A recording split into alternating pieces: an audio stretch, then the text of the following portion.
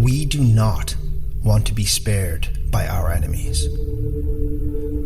If those enemies are our best enemies. Nor do we want to be spared by those whom we love from the ground up. So let me now tell you the truth. My brothers in war, I love you from the ground up. I am and have always been of your kind.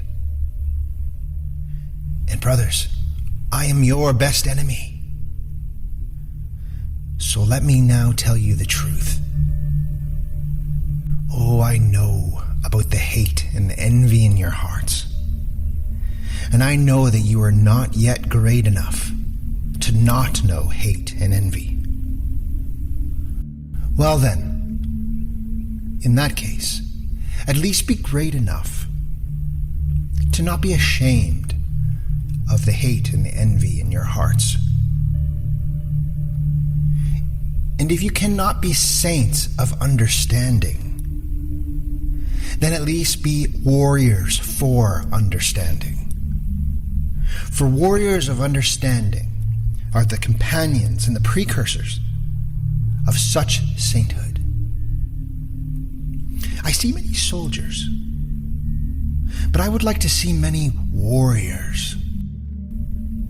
Uniform, one calls what they wear.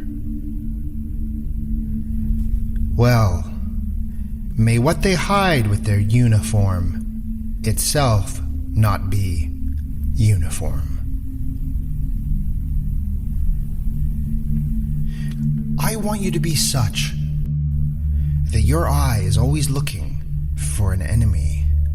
That is, your enemy. And with some of you, there's hate at first sight when you see an enemy. But brothers, you shall seek your enemy. You shall wage your war. But let it be for your own thoughts. A war for your thoughts. And if ever your thought should be defeated, well, let your honesty proclaim its triumph even in that.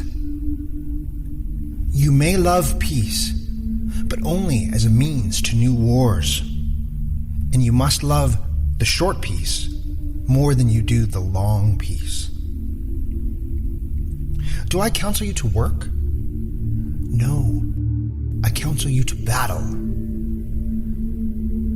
For you I do not counsel peace, but rather victory.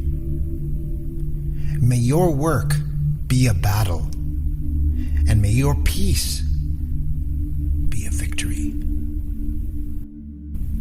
The best way to be silent and to sit still is when you have bow and arrow.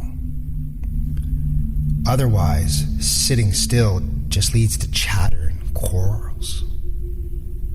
Brothers, may your peace be a victory.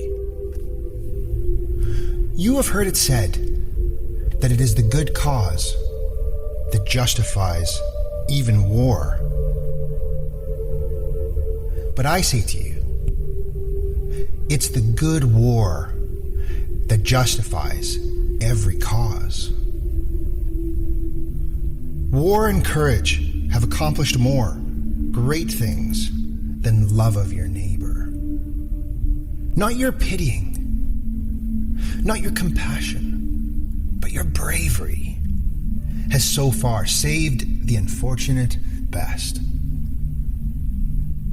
What is good, you ask? Brothers, to be brave is good.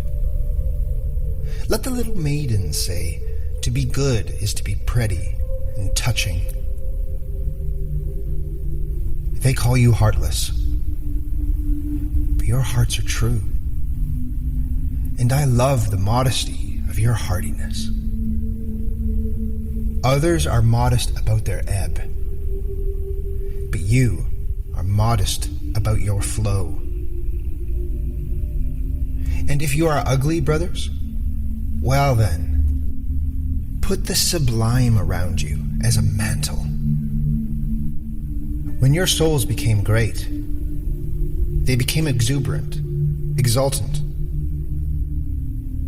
But in your sublimity there's wickedness. Yes, I know you well.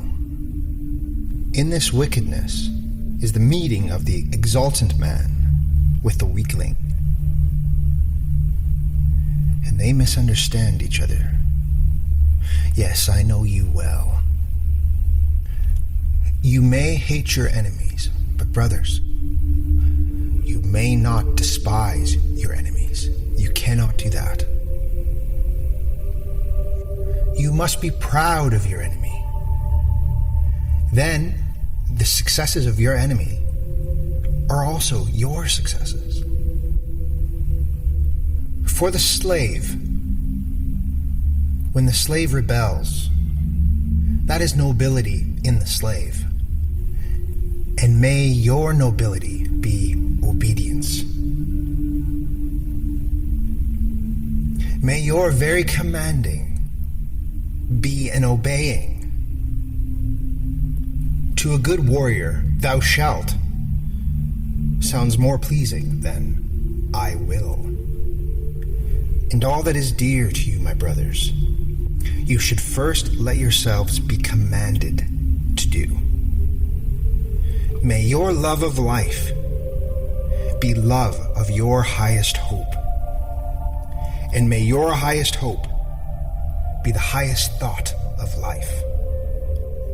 Brothers, may your highest hope be your love of life. And may your highest hope be the highest thought that you can have of life. And your highest thought you shall receive as a command from me, and it is this: the human is something that must be overcome. So, brothers, live your lives of obedience and war. What use is living long? What warrior wants to be spared? I do not spare you. I love you from the ground up, my brothers in war. Thus spoke Zarathustra.